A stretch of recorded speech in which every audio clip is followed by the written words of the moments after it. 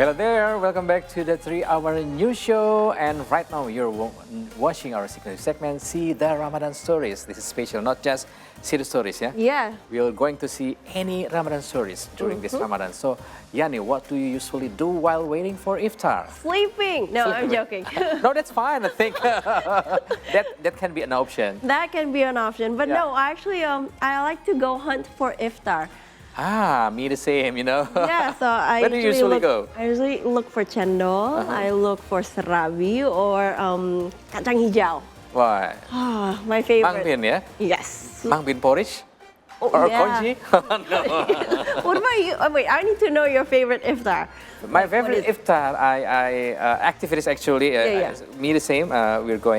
We always go to the street market for takjil. What is it? Takjil. Yes, that's Yes, the one. takjil market, and I usually go with my son or my daughter, and we usually buy, the children's favorite now, What is it? telur gulung, Oh, yes. that things. Yes, definitely. What is it in English? I don't know. Roulette- Rolled omelet? Rolled omelette. Something like that, yeah. And then I usually suggest to my son or my daughter to buy some coconut drink. Coconut water. Yeah, the coconut that's good water, too. the natural one, not the mixed one. So. I see. So, we have the same Yeah. activities that we like to do for iftar, right? yeah. Look for takjil. That's Go it. for tajil. But by the way, have you considered breaking your iftar with more specific, plain-based food? No. No. Because I feel whenever you think about plant-based food, it's like you're being tricked, right? Right. Because you're thinking of like hamburger, but it's not made out of hamburger. It's made out of mushroom or something like that. It's always something that is not the real thing. So I don't know. Right. Maybe we should ask the expert Yes, for we this, should. yeah? So because there is a community that promotes green living and sustainability, including during this Ramadan, as well as plant-based food. So now without further delay, let's invite and talk more about this with the writer and Kepayang community initiator, Chalafabia Haris. Do I right? Yes, that's For the- correct. Yes. Yeah. Hi, Fabi. Hi. So Fabi has been here before. You met him, yeah? Yes. Yes. Last time we talked about vegan. Yes, on That's a why vegan day. Vegan day. So Which that's why was- you talk hamburger. Yeah, because that's what they usually use Yeah, for yeah, hamburger, yeah. right? They That's use right. mushroom instead. So, but you're back here, and I'm we're back gonna here. talk about your community. Yes. Okay. So, can you tell us more about the community and its mission, and why is it called Kepayang? Yeah, so it all started with TikTok. Last year, if you remember, we talked about how I create contents there, and I do a lot of cooking videos and shows how it's like to be vegan in Indonesia. But the thing with TikTok is that the interaction there is very limited because everything is happening online, right? Yeah. So I'm trying to build a platform where it allows more interaction, which is why I decided to make a community that I can host offline events together with people. So it's more about getting together and meeting up with other like-minded people and learning while doing activities. Interesting. I just knew that from TikTok content, and then you make a Yes. community right now. So maybe you can elaborate more for us, particularly the activities during Ramadan from your community. Yep. So usually there's 3 topics that I always share with the community. It all begin with food because that's what I'm familiar with, but also it also touches on culture and sustainability. One of the activities that I did before with my community was to talk about jajan pasar. I think it's yeah. very relevant in Yeah. this month because everyone is getting jajan pasar right now. But what happened is that I bring a few different jajan pasar and then ask the people in my community to try, but also to learn how to appreciate them. So that's discussing on where they're coming from, the Yeah. ingredients that they're using, and also what they taste like. But on sustainability part, I also do a lot of workshops, especially on cooking workshops, such as making tempeh protein bowl, which we will yes. be also doing after this. Okay, so talking about iftar menu, takjil, and Yeah. sustainability, actually we can make it. Yeah. very easy. So please more enlighten us for Okay, that. yeah. Like you Yeah. mentioned about tempeh thingy, Yes. and then what Yeah. things that you can suggest? So for plant-based food, it's there's a lot that need to be done to focus on more protein and also more fiber. Yeah. I think when we're breaking our iftar, we just tend to go with something simple, which is like maybe like gorengan, Yeah. or Yes. like es campur, which is Yes. also fine. I'm doing that during this Ramadan, during Yeah. these No. 9 days. The Which is fast also 9 fine. days. With gorengan. Yes. Yeah, but sometimes it's not the healthiest Right. option. But it doesn't need to be like all salad. We as Indonesian, we're very lucky to have tempeh here, and so with protein bowl, it's essentially tempeh mashed together with dates, oatmeal, and turned Oh. into a ball. So it's full of protein and fiber, which we will need.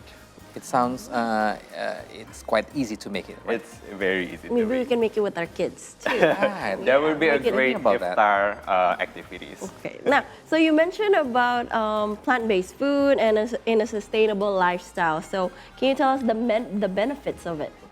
So one of the benefits that I could think of in the sustainability part of it is basically when you're choosing plant-based food, you're essentially choosing products with less carbon emission, right? Yeah. So that means less harm to the environment. So when you're eating more tofu, more tempeh instead of like eggs, milk, and meat, you essentially contribute to an industry that creates less carbon emission. And also, fruit and veggies is very accessible locally, right? So Yeah. you can go to your nearest market to Yeah. get your veggies, which means that you don't need to go a long way to get your food. So I was about to ask that. So in terms of the sources, actually, Yeah. it's easy. It's Yeah. easy. Maybe when we talk about how we change ourselves from the current activities, from the gorengan person to more sustainability food, particularly for Ramadan, for example. In my opinion, it's not an easy thing to do. Yeah. So what kind of challenge you think that can be faced by us, for example, for changing our lifestyle habits? Yeah, from definitely. It doesn't the happen current in one to the one night, sustainability right? one. So I think when you're transitioning to a plant-based lifestyle or more sustainable lifestyle, you need to know where you're at first, and then where you wanted to Going, go. yeah. So for example, if in your table what you have like full of goreng and also like es campur, Yeah. I'm not saying that it's bad for you. It's okay for you, but if you already know where you're going to, then you can start introducing more plant-based food one at a time.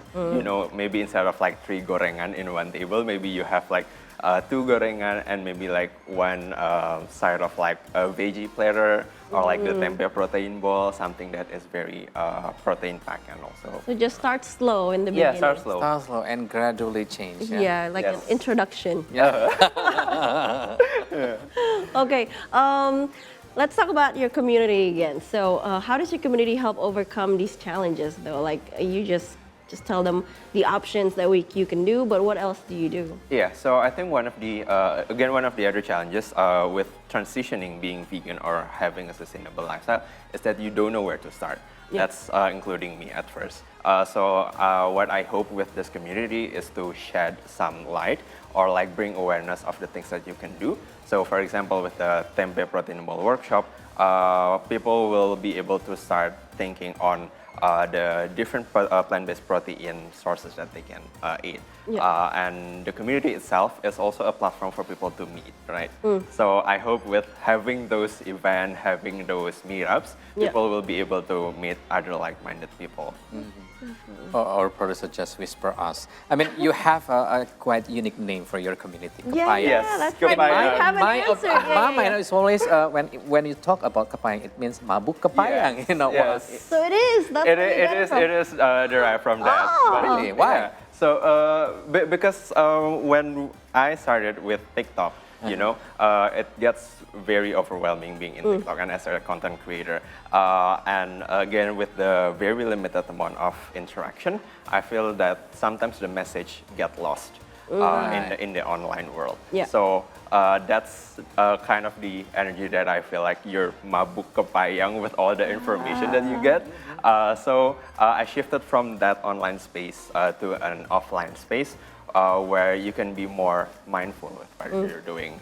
Mindful kepayang. Mabuk kepayang. kepayang. And also I'm from Jawa Timur, so kepayang is basically kluwak, which means it's the spices where I know. you make rawon, right? Rawon. So- Also, the term kluwak is kepayang. Yes, Kepayang. that's kepayang. Oh, Interesting. okay. Then I love the philosophy behind Yeah. the name of Kepayang because I do agree. We are now easier to dizzy with a lot of abundant of information. Sometimes you get overwhelmed. Yeah, overwhelmed and you Yeah. get lost into Yeah, the you get information. lost, So you that's get, why like, you very make a overwhelmed. community, offline community for that.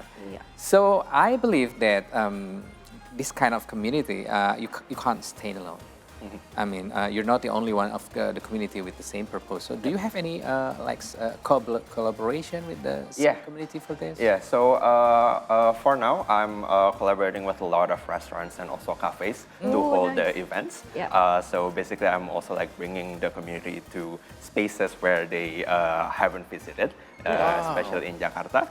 But in the future, I would like to also collaborate with other communities, especially those who tackles on more sustainability issues. Interesting. So how's the response actually? Well, from TikTok to offline community, and you bring them to any restaurant where you have the collaboration. How's the response actually?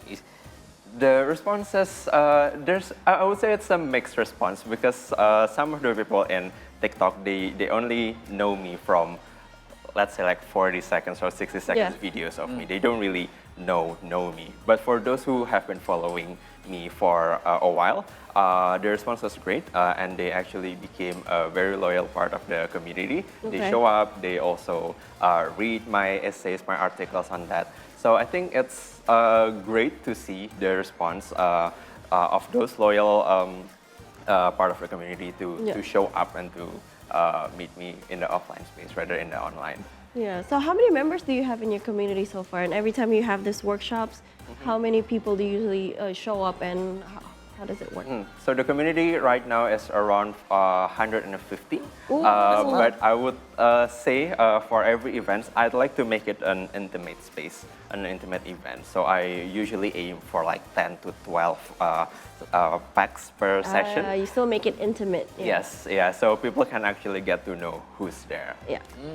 See. So Fabia, so tell us, do you have any specific activities during this Ramadan for the transition plan to the plant-based? Yeah. So for Ramadan, actually, I try to make the workshop more of a non-food Non-food? workshop. Yeah, because I think it will be very hard for those who are fasting to do like a cooking workshop. So for this month, I do have several workshops happening this weekend and also next weekend. It's a more of an art and craft workshop. It's called book binding. But after that, it's followed by an iftar session together with the community. I see. You know, Ahir mentioned about, some people may want to learn how to transition from, I wouldn't say normal, but to a vegan lifestyle or more sustainable. Do you think Ramadan is the Perfect time for that, or no? Yes, I would say. It is, Yeah, I would really? say. Why is that? I think especially during Ramadan when you don't have much time or like much opportunity to eat, that's when you're really mindful on what you're eating, right? Yeah. So because that's your only chance to eat. So me personally, during my sahur, I would really pay attention to what I'm eating because I don't want to be very hungry in the middle of the day, right? Yeah. So I think that's the energy that you can bring even after Ramadan is to be mindful on what you're eating and putting on your plate. Okay. So can you tell us what do you eat for sahur? For sahur, I mean, to be honest, this morning I ate only instant noodle. But I love that idea. Is that the same thing you did? We gotta say I did realistic. at the second day of Ramadan.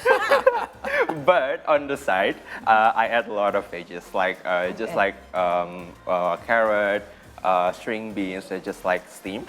I think one of the common misconception about being vegan is that, oh, you cannot eat a lot of things. Yeah. But I think you need to be able to like shift your mindset to have like an abundance mindset, like, oh, okay, I cannot eat this, but I can add this to my Right. place.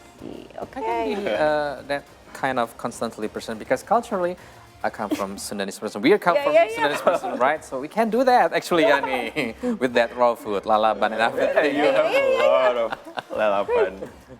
All right, I think it will be interesting to practice Oh, yes. more about how to make that sustainability food, Yes. especially for iftar, yeah? Yeah, so Yeah. I think we're going to do that in the next segment. Yes. He's going to teach us how to make something for like takjil, I guess. Yes, Not, tajil. not only snacks, but also but takjil. you can eat it during sakura as well.